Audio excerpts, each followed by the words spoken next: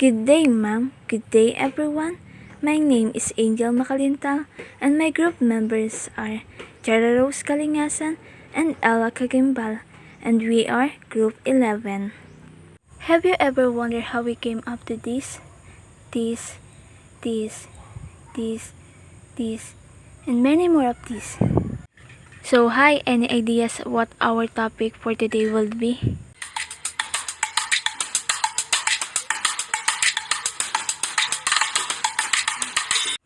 As you can see, the word today has already its transition from traditional to digital. What's talking about?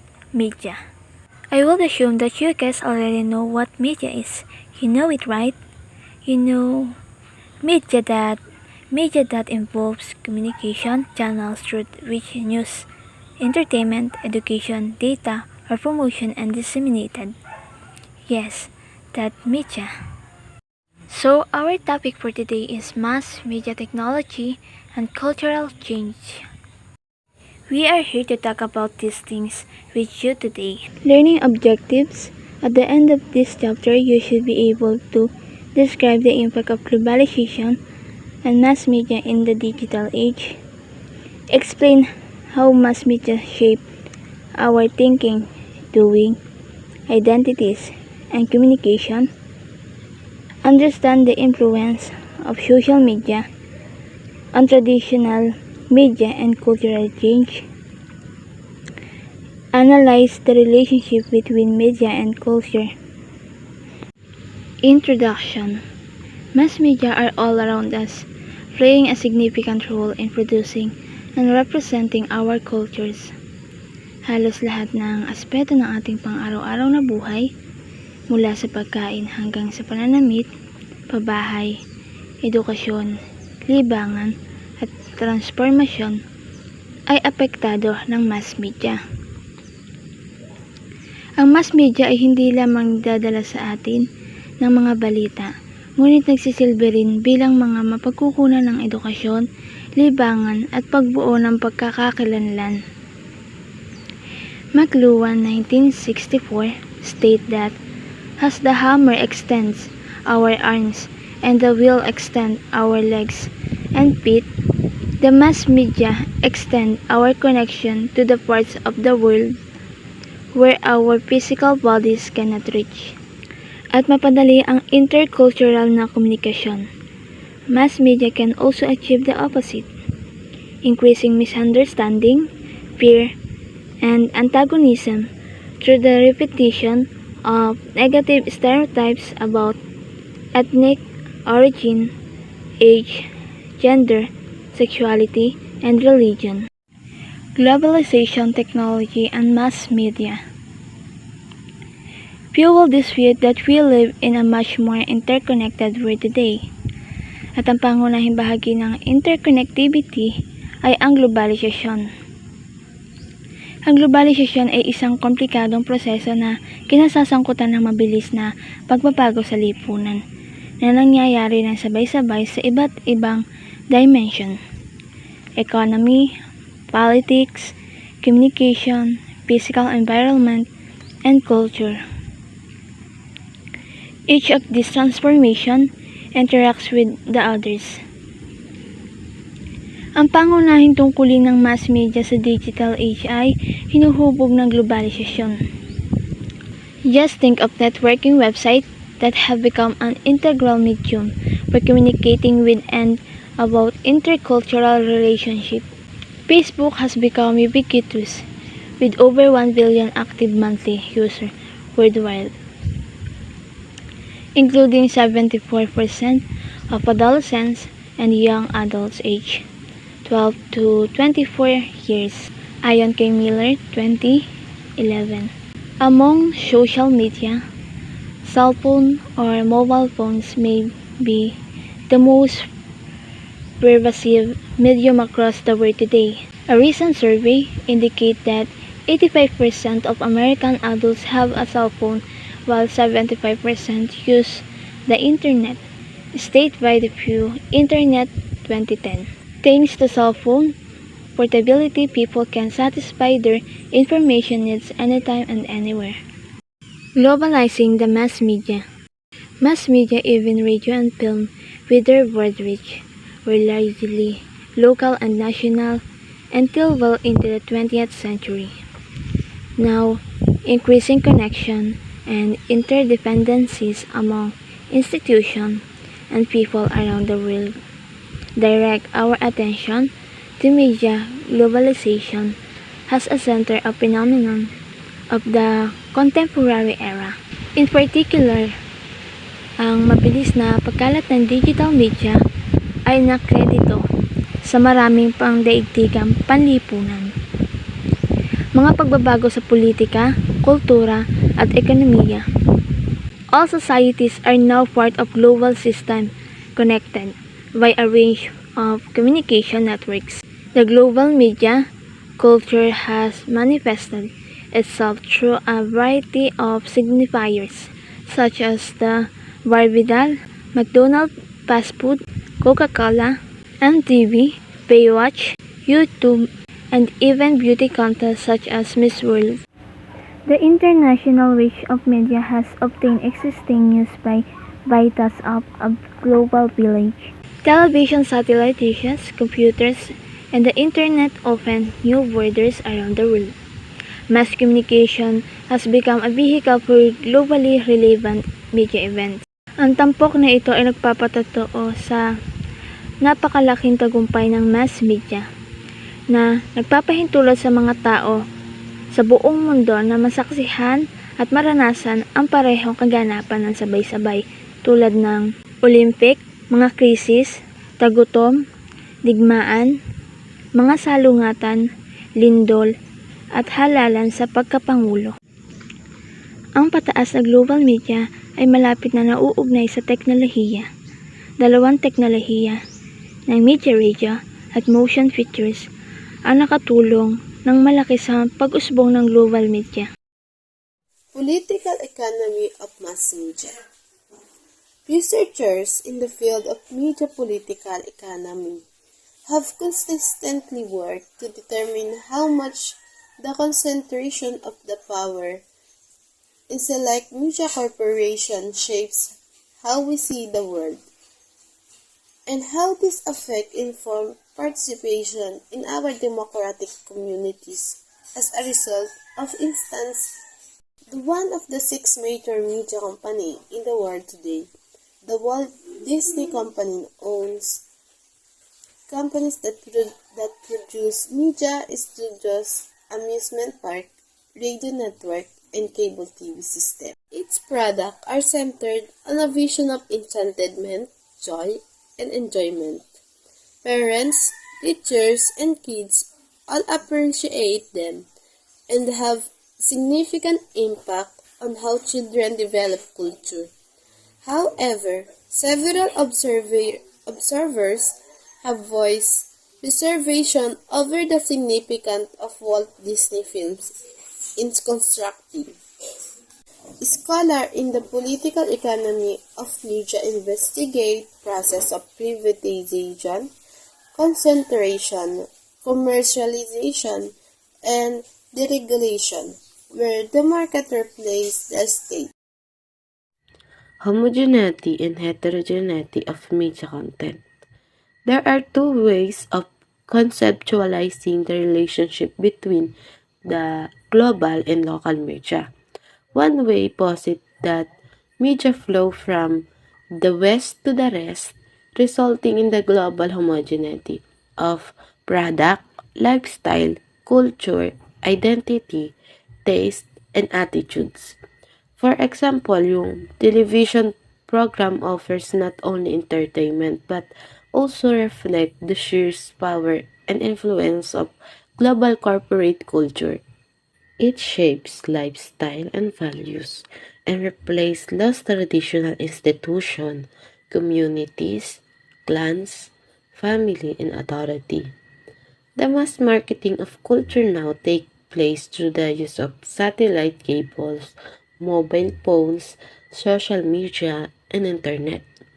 All over the world, people of all ages now is exposed to the same music, exporting event, news, soap opera, and lifestyle. Global media flows bring about cultural hybridization by Grady 2005.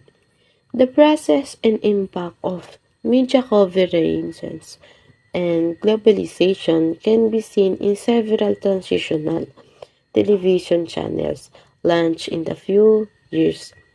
Many of these channels seek to target ethnic group beyond their national borders. For example, yung CBC-TV, which broadcasts in Greek, while television channel can become the agent of a new global corporate vision. Internet technology also contribute to the hybridization and culture by the connecting of people across the world. By the same means, the computer age also introduced subtle damage like video, film, and global entertainment. The internet has the potential to become substitute of human interaction, community, and civic life. As an adult and children alike, spending increasing hour in surfing, chatting, and shopping online, we live in a media-saturated world. Heterogeneity is defined as a dissimilarity between elements that comprise a whole. When heterogeneity is present, there is diversity in the characteristic under the study. The parts of the whole are different, not the same. It's a essential concept in science and statistics. Internet technology and alternative media. In recent years, we have seen many changes brought about by the internet in all layers of culture. Young people have specially benefited from this advance on the internet and in mobile phones technology, access to educational information, resources, and collaborative learning networks.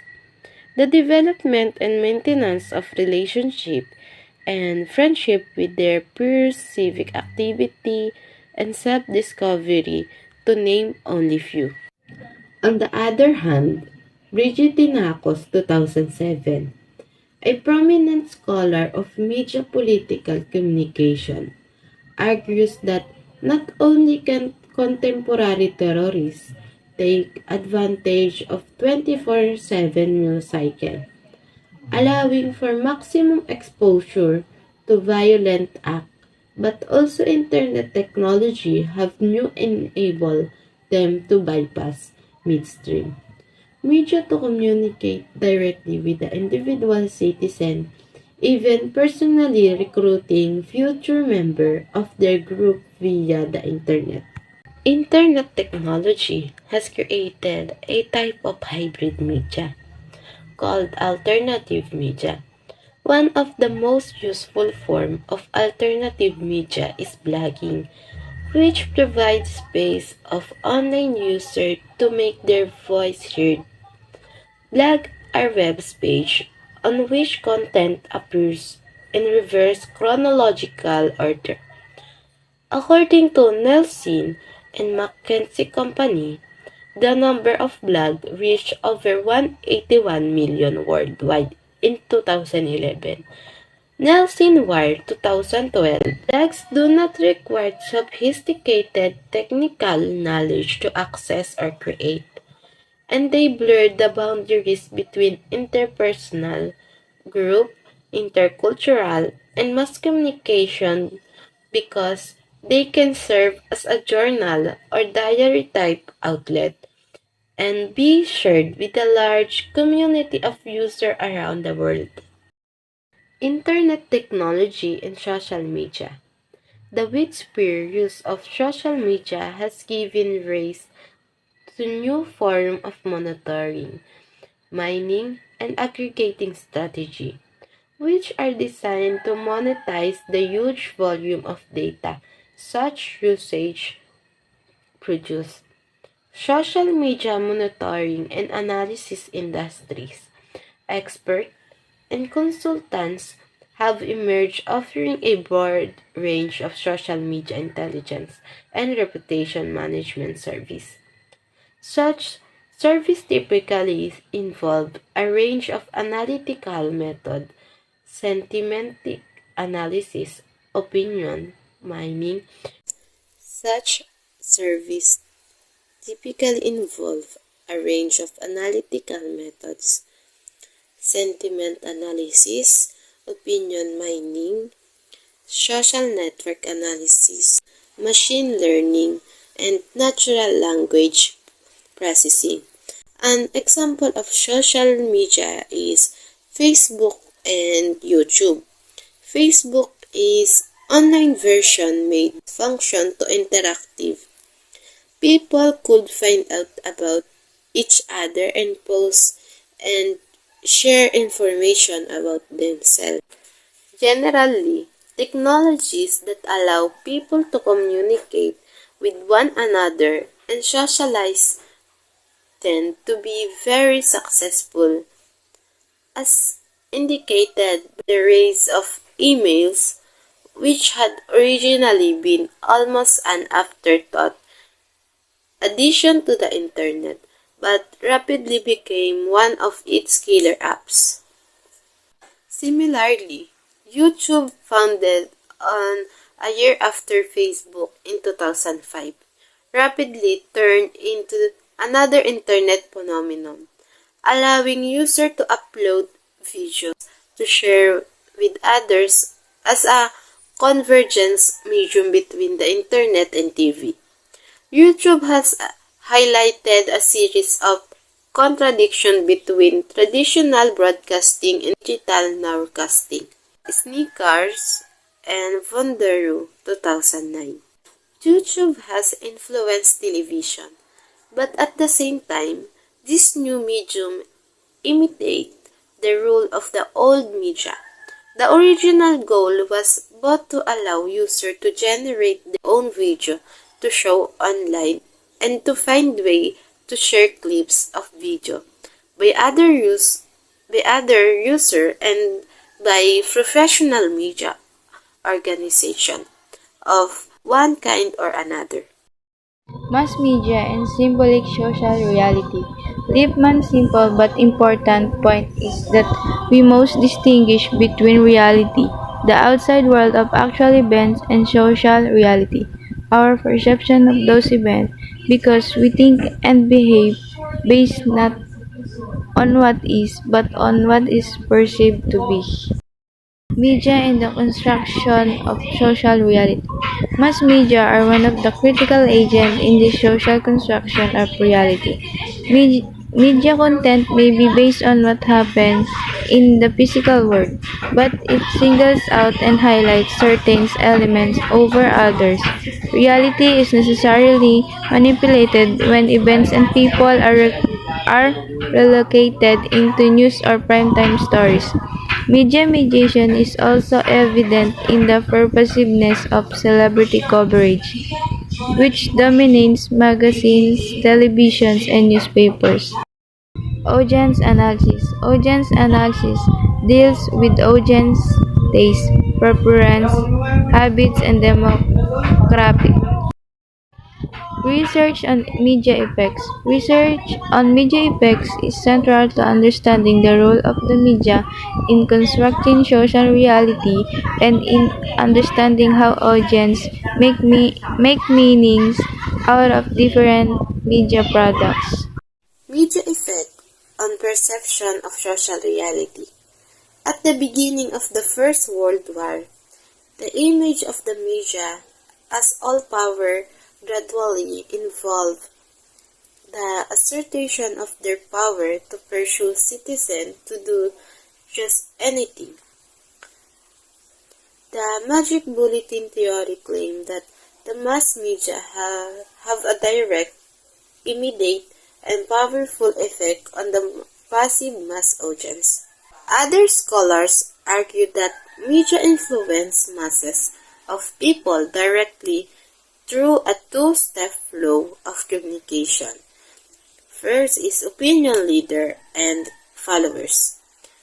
Opinion leaders, the first stage is the direct transmission of information to a small group of people who stay well informed. And the second stage is those opinion leaders interpret and pass on the message to less directly involved member of society. The two-step flow model later evolved into a multiple-step flow model, which claims that information flow in a culture or group are filtered through a series of opinion leaders before reaching all other segments of the group or culture. Media effect on agenda setting. Researchers on agenda settings propose that mass media focus our attention on certain aspect of life, and in doing so, set the agenda of us. Agenda settings. Scholars claim that while the media do not have the power to tell audience specifically what to think, they are able to tell audience what to think about. Newbold, 1995. Media effect on identity construction. Scholars have explored the important role of the mass media in the historical development of national cultures and identities. Marley and Robinson, 1995. Media and culture production have a key role of constituting national, religious, gender, and ethnic identities. The influential work of Anderson, 1983, proposed that print capitalism is essential in promoting the creation of national imaging communities. The widespread dissemination of newspaper and novel creates awareness of the steady, anonymous, simultaneous experience of communities of national readers. Anderson, 1983 to 1931. The nation simultaneity in the time and clearly defined national space is crucial to the construction of national consciousness. Newspaper connected dispersed citizens with the land, people, discourse of the nation. The ritual of reading the newspaper or watching the national news on the TV continues to be an essential element in the construction of national community. In addition, most countries treat broadcast as a national public resources with a unique responsibility to represent and support the national culture. A classic example is the British Broadcasting Corporation or BBC, known for its balanced and high-quality programming that reflect diversity of topic, quality and representation, and independence of outside governmental, religious, or commercial influence. However, the belief in a single national identity that is itself based on culture, religion, and way of life that we belong is too changing. Today, we belong to a world that is a vast cultural market from which we can pick and choose our preference for music, fashion, food, and so on. We belong to many subculture groups, and hence we have multiple identities.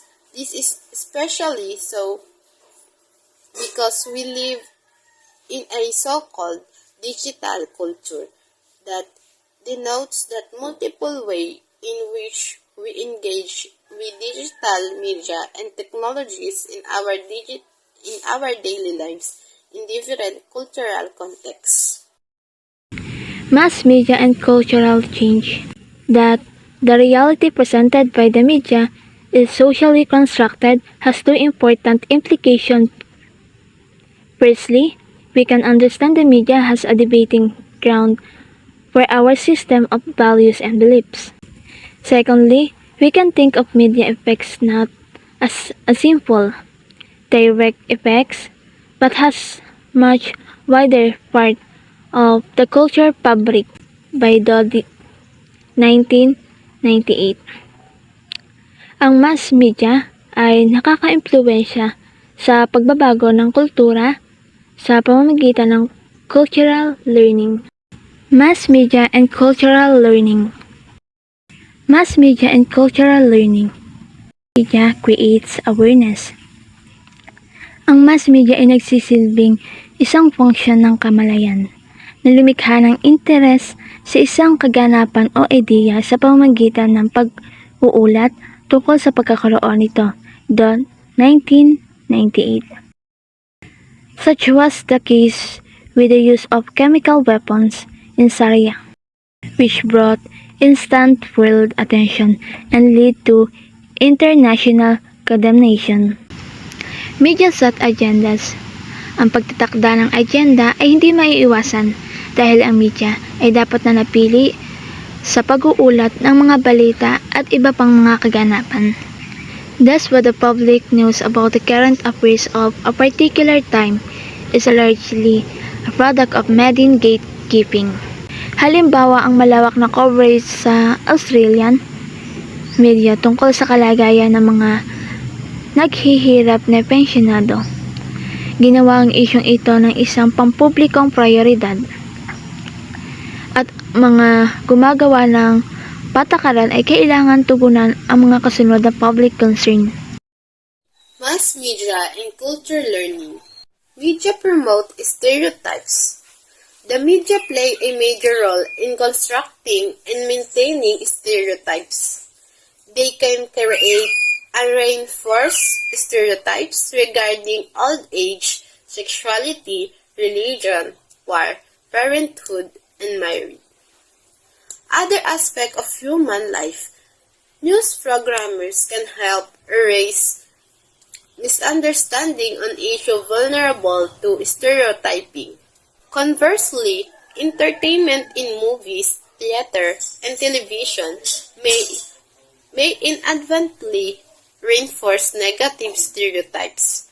The representation of ethnic minorities has also been the subject of considerable attention, because studies have found that when the ethnic minorities are present in news report, they tend to be linked to violence, gambling, crime, or alcoholism. Media accelerate change. The mass media serve as accelerator of change, creating a climate in which change can more easily occur. Dodd, 1998. For example, what we regard as element for a healthy lifestyle have changed considerably over the years, not least because of the government-sponsored advertising campaigns against smoking and drinking driving, and on promoting healthy eating. In the same way, mass news coverage of issues like global warming, climate change, and the energy crisis has functioned as an accelerator of change in people's behavior, which is evident in the current concern of energy consumption and the presentation of natural resources. Mass media and intercultural communication. By looking at example at how media and culture interrelate, we can understand the importance of media in the intercultural communication context and be aware of the need to develop skills in understanding media and culture. Be conscious of ways in which of media may have affected your perceptions of a particular group.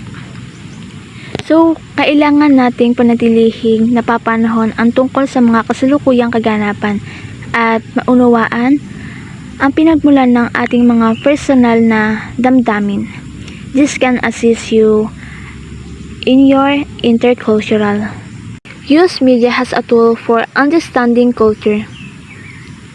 So, maaaring buksan ng mass media ang ating mga mata sa kung ano ang itinuturing na mahalaga sa isang kultura. Hindi natin personal na maranasan ng ilang kultura na lubusan, ngunit maaaring mayroon tayong isang pagkakataong makipag-ugnayan sa mga tao mula sa mga kulturang iyon. Ang pag-aaral tungkol sa ibang kultura ay maaaring mapabuti ang ating pag-unawa sa kulturang iyon. At sa makatuwid ay tinutulungan tayo sa pakikipag-ugnayan sa mga miyembro nito. The mass media can play a significant role in culture learning. Broaden background knowledge. Kailangan natin ng malawak na kaalaman sa mga kultura maliban sa atin.